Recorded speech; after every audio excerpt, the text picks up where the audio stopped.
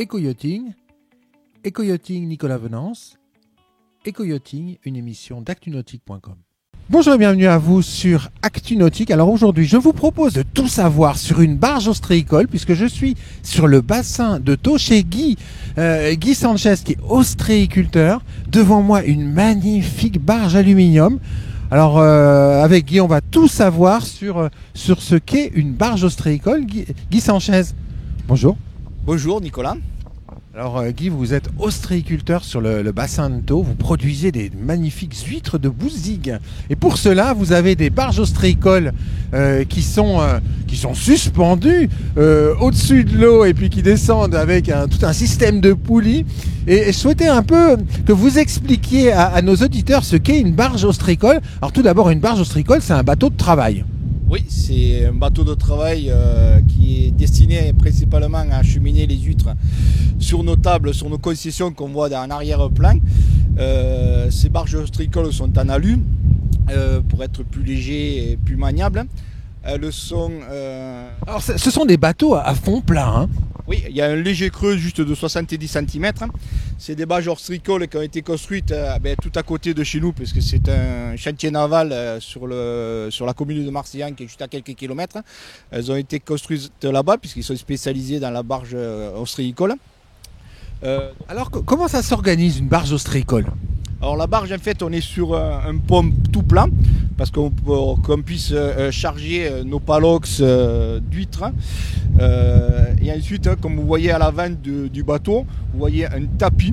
Ce tapis nous sert à sortir les cordes qui sont immergées dans l'eau pour pouvoir les sortir de l'eau, pour pouvoir défaire les huîtres qui sont sur les cordes et pour pouvoir les mettre en vrac dans nos bacs.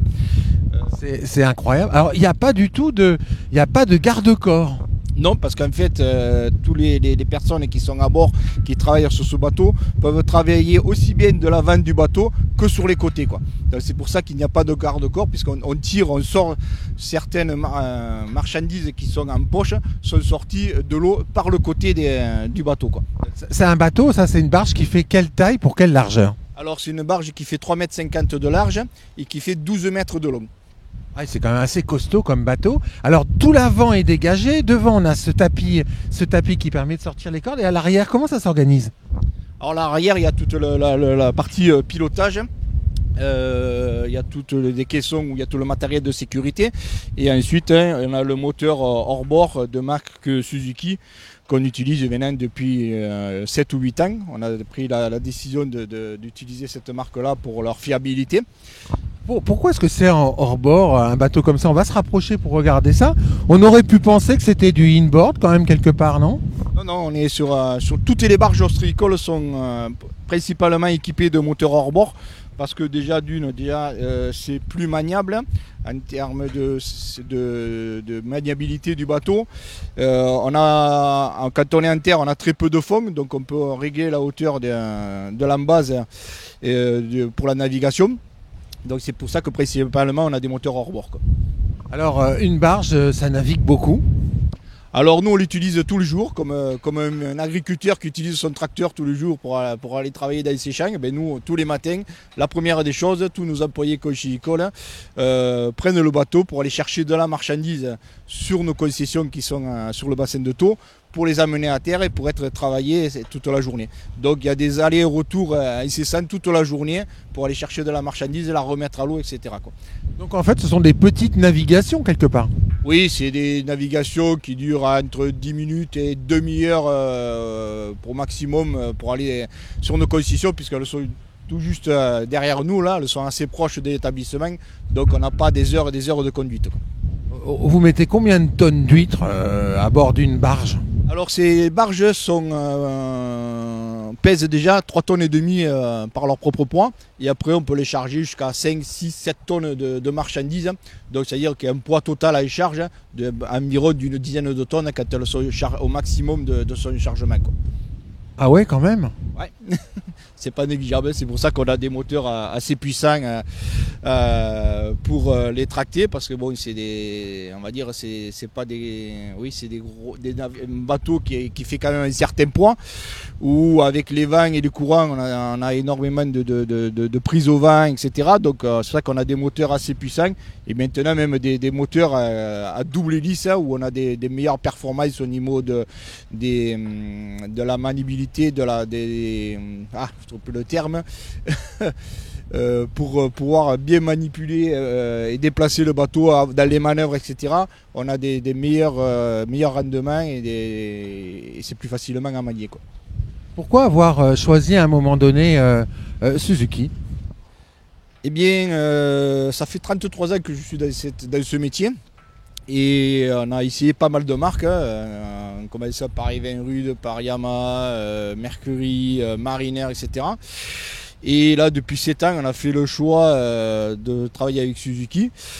Parce qu'on a été j'ai été conseillé par un de mes amis et confrère de l'Atlantique qui utilise ce moteur depuis une dizaine d'années et qui était très content de sa fiabilité. Donc on a fait le choix il y a 7 ans d'acheter un premier moteur. Et maintenant, on a équipé nos 3 barges Koichi-Icol parce qu'on a un très bon rendement en termes de puissance, comme je vous disais tout à l'heure. Aussi, ça fait partie des moteurs qui sont le plus silencieux. Alors, c'est pas négligeable parce que, comme vous voyez, on a le pupitre de conduite juste à l'arrière du moteur. Donc, quand on a un moteur qui fait très peu de bruit, c'est pas négligeable, c'est appréciable. Et ensuite, on a une consommation d'essence qui est très, très faible. Aussi, c'est pour ça une de ces raisons qu'on a choisi ce moteur. Et aussi, maintenant, depuis 7 ans qu'on a ce moteur-là équipé où on a équipé nos barges, c'est vrai qu'on n'a pas eu de soucis de panne, d'ennui technique. C'est des moteurs qui sont très fiables, quoi. Alors, vos 2 barges aluminium là, 12 mètres qui sont magnifiques, chaque année, elles transportent combien de tonnes d'huîtres? Alors nous, notre capacité de production, en fait, on produit en moyenne entre 300 et 500 tonnes d'huîtres par an. Donc ça veut dire que plusieurs fois, ces 500 tonnes sont acheminées sur nos tables, sont ramenées à terre, puis sont ramenées sur nos concessions. Donc ça veut dire qu'en gros, pour produire 500 tonnes d'huîtres, on les a bougées avec nos barges Koichi-Icol au moins 3 ou 4 fois. C'est-à-dire 1500 ou 2000 tonnes qui sont charriées, on va dire, sur une année avec nos barges Koichi-Icol, quoi. C'est impressionnant quelque part. Oui, c'est vrai que il semble pas, enfin, on va pouvoir découvrir après toute notre activité, toutes les étapes, on va dire, de notre cycle de production. Vous allez voir que c'est un travail de tous les jours, puisqu'on travaille sur l'exploitation du 1er janvier au 31 décembre. C'est pas uniquement pendant les fêtes de Noël qu'on travaille sur les huîtres, c'est tout au long de l'année qu'on les prépare, qu'on les bichonne pour être commercialisables en fin d'année pour les fêtes de Noël, quoi. Merci beaucoup, Guy. Voilà, merci à vous. Et puis moi, je vais vous quitter avec un plan général sur cette magnifique barge ostréicole de l'exploitation de Guy Sanchez sur le bassin de Thau. À très bientôt sur ActuNautique.